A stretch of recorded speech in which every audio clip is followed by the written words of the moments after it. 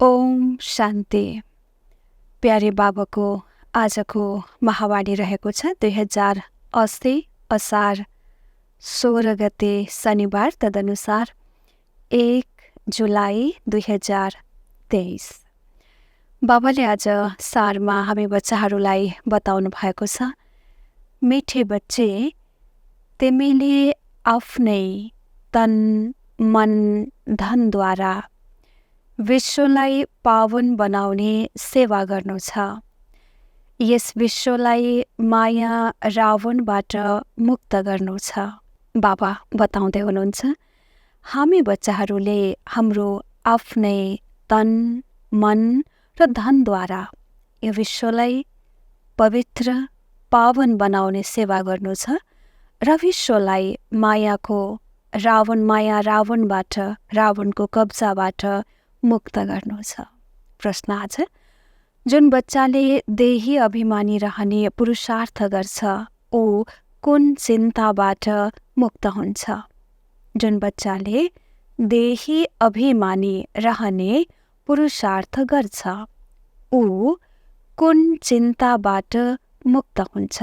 उत्तरमा छ, सबैले सुनौं। यो पुरानो शरीरको कर्मभोग जुन घरिघरि बिमारीको रूपमा आउँछ, हिसाब किताब चुक्ता गर्नुपर्छ। यसको चिन्ताबाट ऊ छुट्छ, किनभने उसको बुद्धिमा हुन्छ, अब त मैले पुरानो हिसाब किताब चुक्ता गरेर कर्मातीत बन्नु छ।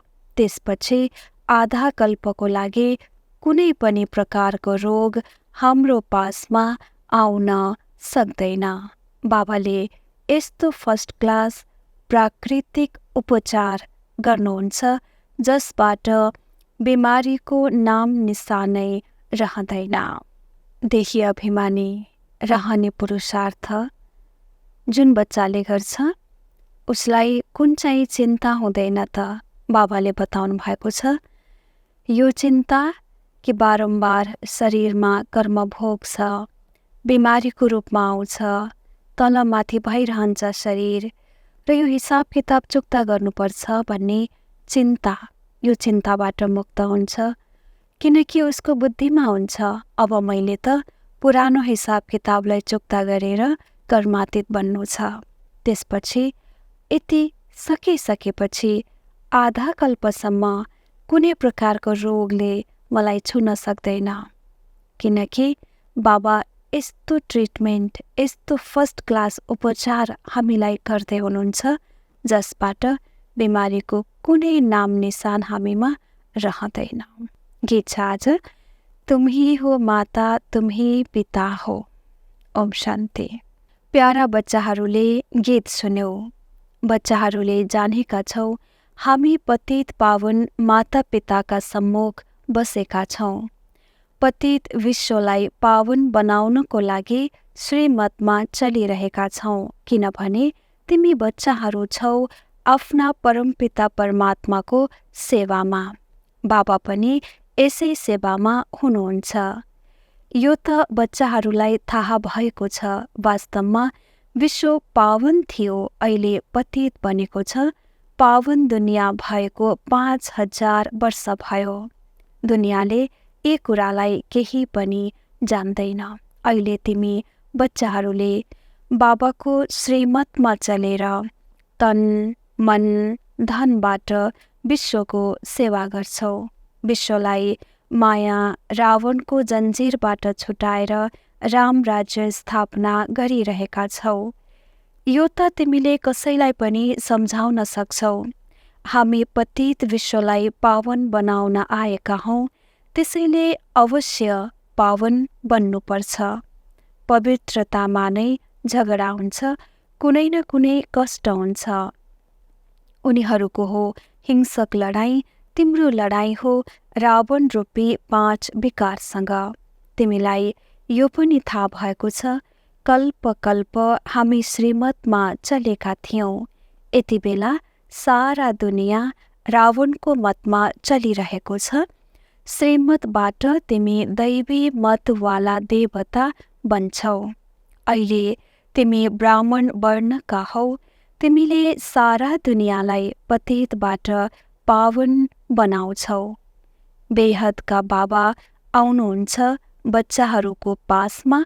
बच्चाहरूले भन्छन्, हामीले तन मन धनबाट विश्वलाई फेरि दैवी राज्य बनाउँछौ, किनभने विश्व सतयुगको आरम्भमा राजस्थान थियो।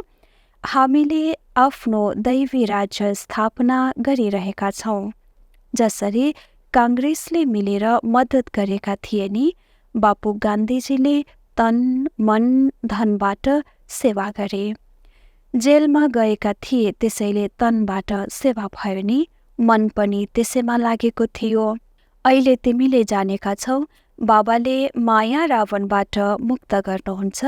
उहाँ बेहदका पिता गान्धी, भारतका पिता बापुजी थिए। सबैका थिएनन्। त्यसो त बुजुर्ग मानिसलाई पिताजी भनिन्छ, मेयरलाई पनि पिताजी भनिन्छ। पिताहरू त धेरै हुन्छन्, तिमीहरूको पिता एक हुनुहुन्छ, अर्को कोही छैन। बेहदका पिता एक हुनुहुन्छ। शिव बाबा उहाँ विश्वलाई पावन बनाउने सेवामा उपस्थित हुनुभएको छ।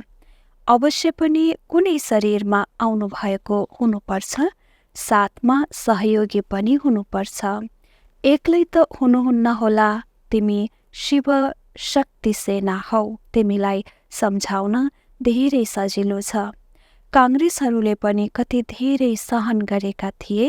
अबलाहरू पनि जेल आदिमा गए। पुरुषहरूले धेरै दुःख पाएका थिए। अहिले फेरि तिमी माताहरूले धेरै दुःख सहन गर्नुपर्छ विषको कारण। तिमीले सम्झाउन सक्छौ। बाबा आउनु भएको छ नयाँ सृष्टि रचना गर्न। त्यसको लागि सबैभन्दा पहिला ब्राह्मण चाहिन्छ। तिमी ब्रह्मामुख वंशावली ब्राह्मण, फेरि दैवी अर्थात् विष्णुका वंशावली बन्छौ।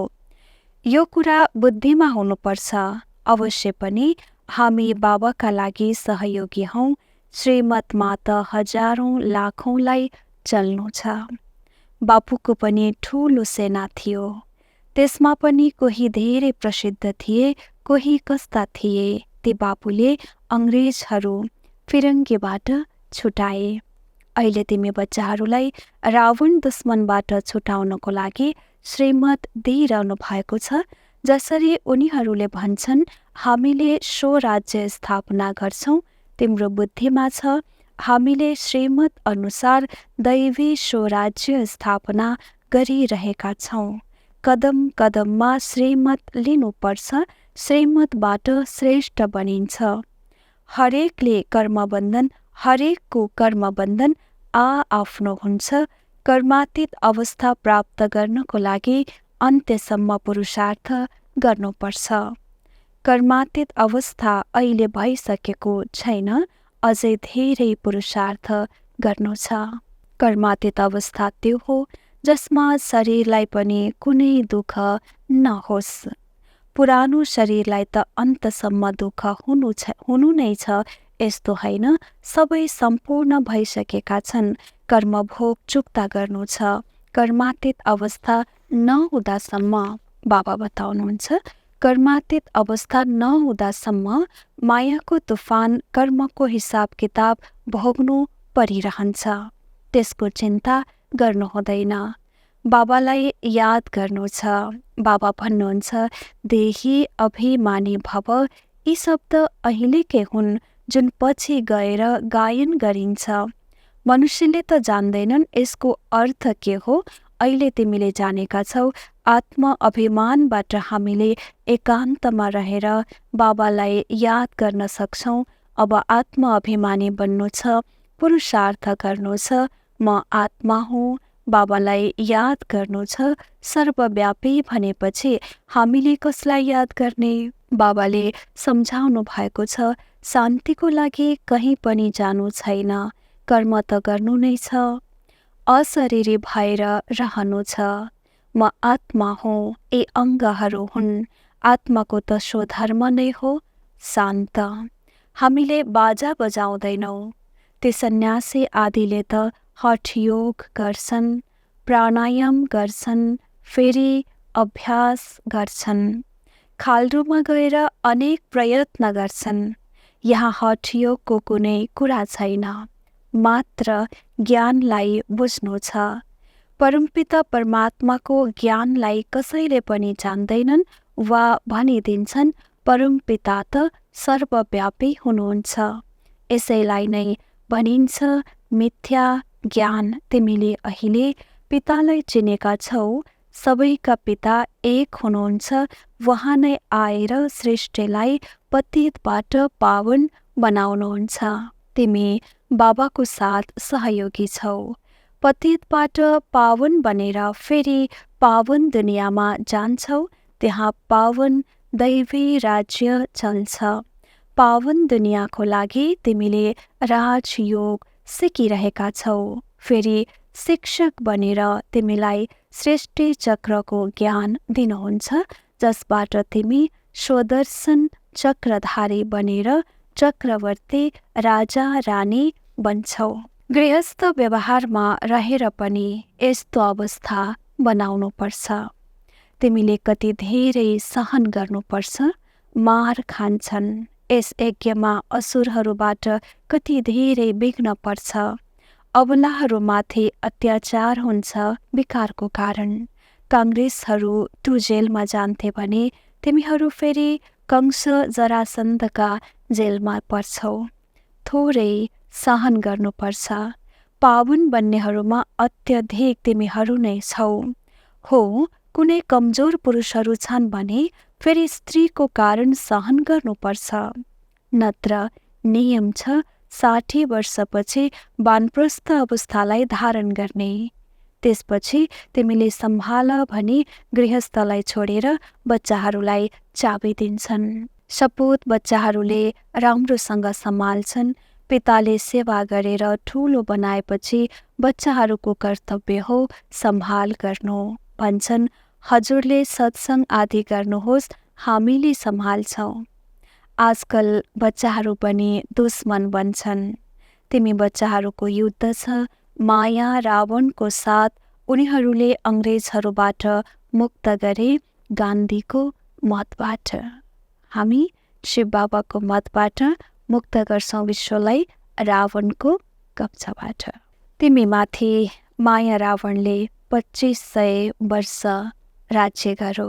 यो माया अत्यन्तै बलवान छ। त्यसलाई मुक्त गर्नको लागि 40-50 वर्ष लाग्यो। मेहनत पर्छ। यहाँ पनि तिमीले श्रीमतमा चलेर विजय प्राप्त गर्छौ। रावण तिम्रो धेरै पुरानो दुश्मन हो। तिमीलाई गोली हान्छ माया दुश्मनले। काम हो सबैभन्दा ठुलो बम। मायादेखि नै धेरै होसियार रहनु छ।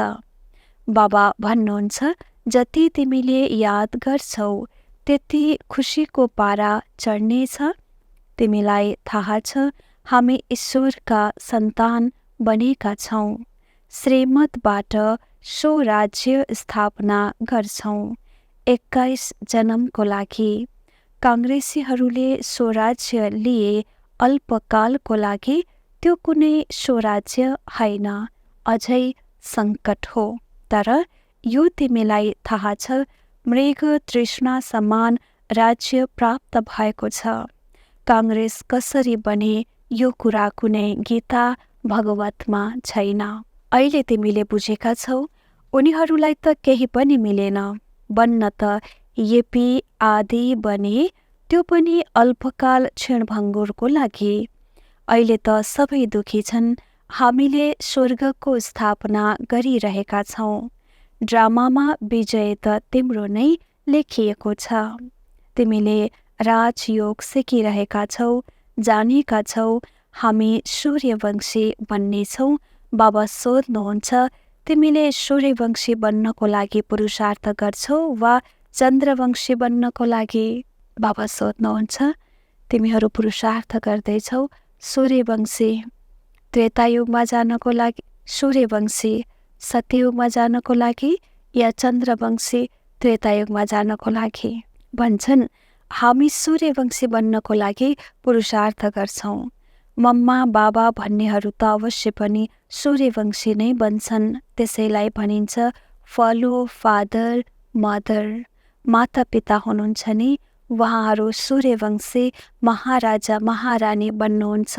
यसमा त सबैलाई 100% निश्चय छ। मातपिता बच्चाहरूलाई भन्नुहुन्छ तिमी पनि पुरुषार्थ गरेर तख्त नसिन बन्नुपर्छ, पुरुषार्थ गरेर फलो गर्नुपर्छ। कसैले शुभ बोली बोलेमा भनिन्छ ठिक छ तिम्रो मुखमा गुलाब जामुन। यदि कसैले केही राम्रो बोल भनिहाल्छ भने मुखमा गुलाब जामुन भनेर भनिन्छ। अरे सूर्यवंशी बन्नु कुनै कम कुरा कहाँ हो र? कति धेरै हिरा जोहारतबाट सजिएका महल हुन्छन्, कति उच्च पद हुन्छ। विचार गर्दा मात्र पनि रोमान्स खडा हुन्छ। बाबाले सूर्यवंशी दुनियाँको झलक याद दिलाउनु भयो। त्यहाँ पुग्नु कम कुरा होइन, चान्चुने कुरा होइन। पद उच्च हुन्छ, कति धेरै महल माडिया हिरा जोहारतले भरिएका हुन्छन्। बाबाले हामीलाई कति उच्च बनाउनुहुन्छ। हामीले त केही पनि जानेका थिएनौँ। गाउँलेको छोरा भन्ने गाइन्छ नि, गाउँलेका छोरा कुनै कृष्ण थिएनन्। यहाँ गाउँले कति आएका छन्। वास्तवमा भन्यो भने बाबाका बच्चाहरू सबै गाउँले नै हुन्। गाउँका बच्चाहरू नै बाबाका बनेका छन्। गरिबहरूको नै सौभाग्य बन्छ, धनवानहरूको त हृदय विदीर्ण हुन्छ। बाबा भन्नुहुन्छ म हुँ नै गरिब निवास। देख्छौ को आउँछन् वर्षा लिनको लागि। त्यसैले जो कोही भेटिए पनि भन हामी विश्वको सेवामा छौँ। तन मन धनबाट विश्वलाई स्वर्ग बनाउने सेवा गर्छौँ। कुनै आयकर अधिकृत रहेछ भने तिमीलाई तुरुन्तै कर मिनाहा गरिदिनेछ। त्यस सरकारको त धेरै पैसा बर्बाद हुन्छ, तिम्रो पैसाले त विश्वलाई सुखी बनाउँछ। कति फरक छ। कसैलाई पनि सम्झायो भने चकित होस्, ओहो यी त धेरै ठुला सेवा गर्नेहरू हुन्। यस्तो सेवा गर, धेरै मिठो बन। सच्चा साहेबसँग सच्चा भएर रहनु छ। सच्चा साहेबलाई याद पनि गर्नु छ। यदि सचखण्डको मालिक बन्नु छ भने सच्चा बाबालाई निरन्तर याद गर्ने अभ्यास गर। स्मरण गरी गरी सुख प्राप्त गर। जति जति बाबालाई स्मरण गरिरहन्छौँ, याद गरिरहन्छौँ, स्मरणमा नै धेरै सुख छ। त्यसैले स्मरण गरी गरी सुख प्राप्त गर। यस्तो अरू कोही छैन जसको कलह क्लेश मेटिएको होस्। केही न केही बिमारी आदि त भइ नै रहन्छ, त्यहाँ तिमीलाई केही पनि हुँदैन। बाबाले यस्तो प्राकृतिक उपचार गरिदिनुहुन्छ जसबाट तिमी कहिले पनि रोगी बन्दैनौ। 21 जन्मको लागि तिमी निरोगी बन्छौ। त्यसैले यति नसामा रहनुपर्छ। फरक बुझाउ, पाण्डव कौरव क्या करत भए। ती बापुजीले के गरे, यी बेहदका बापुजीले के गर्नुहुन्छ? बाबाले तिमीलाई रावणको जन्जिरबाट छुटाउनुहुन्छ। वहाँ बाबालाई याद गर्नाले तिम्रा विकर्म विनाश हुन्छन्। वहाँ बाबा पनि हुनुहुन्छ, शिक्षक पनि हुनुहुन्छ, सद्गुरु पनि हुनुहुन्छ। जन्म जन्मको पाप शिरमाथि छ, त्यसबाट पावन बन्ने उपाय एउटै हो। त्यो पानीको गङ्गाले कसैलाई पावन बनाउन सक्दैन, वहाँ बाबाको यादले पावन बनाउँछ। यस्तो होइन निष्ठामा बसौँ, हो बस्नु पनि राम्रो हो, एक अर्काको बलबाट बसिन्छ। तर बाबा भन्नुहुन्छ जसरी बसे पनि बस, याद त हिँड्दा डुल्दा कार्य गर्दा पनि गरिरहनुपर्छ। ती स्कुलमा शिक्षकले पढाउँदा विद्यार्थीले शिक्षकलाई अवश्य याद गर्नुपर्ने हुन्छ। बच्चाहरूको बुद्धिमा हामीलाई बाबाले पढाउनुहुन्छ भन्ने रहनुपर्छ। यस्तो कोही छैन जसले बुबा शिक्षकलाई याद गर्दैन। तिमीलाई थाहा छ अब फर्केर जानु छ, त्यसैले सद्गुरुलाई पनि याद गर्नुपर्छ। तिमीले आश्चर्यजनक कुरा सुनाउँछौ। हाम्रो बाबा शिक्षक सद्गुरु सत्य बाबा सत्य शिक्षक सत्य गुरु हुनुहुन्छ। सत्यको सङ्गतले नै तार्छ, अर्थात् मुक्ति जीवन मुक्तिमा लैजान्छ। यो पुरानो दुनियाँबाट सबै फर्केर जान्छन्, त्यसपछि आएर नयाँ दुनियाँमा राज्य गर्नेछन्। तिम्रो यो दौड हो, बेहदको घोडा दौड हो। सबैले भन्छन् म पहिला पुगौँ, त्यसैले याद गर्नुपर्छ। विद्यार्थीलाई दौडाइन्छ, जति पुरुषार्थ गर्छौ त्यति विजयमालामा आउँछौ। अच्छा, माता पिता बाप दादाका मिठे मिठे सिकिलधे बच्चाहरूप्रति बाबाले आज अनौठो तरिकाले याद प्यार दिइरहनु भएको छ। माता पिता बाप दादाका मिठे मिठे सिकिलधे बच्चाहरूप्रति दिल व जान, सिक व प्रेमका साथ याद प्यार। तिमी धेरै प्रिय बन्छौ। तिमी नै पूज्य देवी देवता थियौ। फेरि हामी नै पूज्य 2 कलाकम क्षेत्रीय चन्द्रवंशी बन्यौँ। त्यसपछि हामी पुजारी वैश्यवंशी शूद्रवंशी बन्यौँ। अहिले फेरि हामी पुजारीबाट पूज्य बनिरहेका छौँ।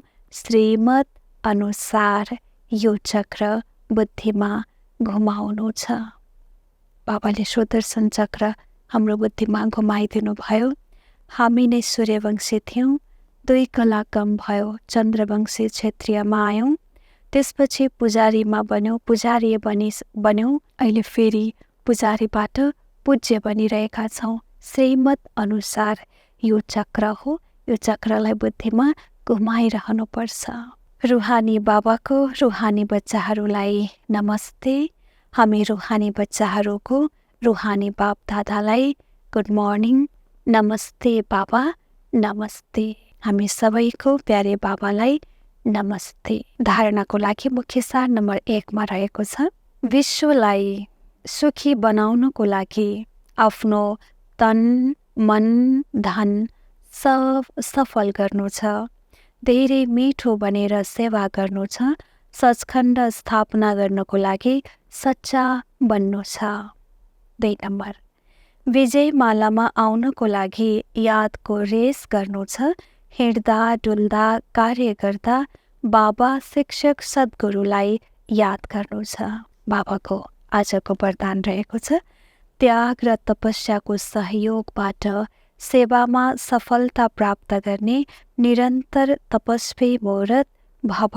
सेवाधारी अर्थात् त्याग र तपस्वी मुहूर्त। त्याग र तपस्या दुवैको सहयोगबाट सेवामा सदा सफलता मिल्छ।